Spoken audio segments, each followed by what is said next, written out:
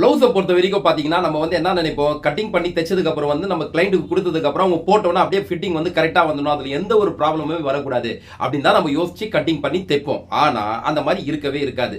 பிளவுஸை பொறுத்த வரைக்கும் ஏதாவது ஒரு லூஸ் டைட் இல்ல ஹைட் கம்மி ஆயிடுச்சு இல்ல ஹைட் அதிகமா இருக்கு, சோ இந்த மாதிரி ஏதாவது ஒரு ப்ராப்ளம் வந்துட்டே இருக்கும். அதுக்கு நம்ம பண்ண வேண்டிய ஒரு சிம்பிளான விஷயம் என்னன்னு சொல்லி கேட்டீங்கன்னா, நம்ம பிளவுஸ் வந்து தைக்கும் போதே சரி அந்த நேரத்துக்கு வந்து இந்த ஹூக் பட்டியுடைய லென்த் எல்லாம் கரெக்டா இருக்குதா, ஃப்ரண்ட்ல வந்து ஹைட்லாம் அதிகமா இருக்கா இல்ல கம்மியா இருக்கா, சோ இது எல்லாமே ஒன்ஸ் நம்ம அளந்து பார்த்துட்டோம்னா அப்படி ஹைட் அதிகமா இருக்குன்னா நம்ம கம்மி பண்ணிக்கலாம்.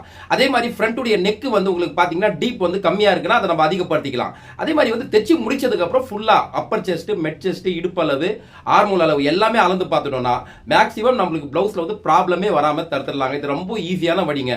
நம்ம என்னதான் பார்த்து கட்டிங் பண்ணி தைச்சாலுமே ஏதாவது ஒரு ப்ராப்ளம் இருந்துட்டே இருக்கும் பிளவுஸை பொறுத்த வரைக்கும். ஏன்னா பிளவுஸ்ல வந்து ஒரு 1/2 இன்ச் வந்து அதிகமா லூஸ் இருந்தாலுமே அது வந்து பெரிய இஷ்யூவா காட்டும். அதனால நான் சொல்ற மாதிரி நீங்களும் வந்து ட்ரை பண்ணி பாருங்க. உங்களுக்கு வந்து கரெக்டா வருதான்ட்டு எனக்கு கமெண்ட் பண்ணி சொல்லுங்க. தேங்க்யூ.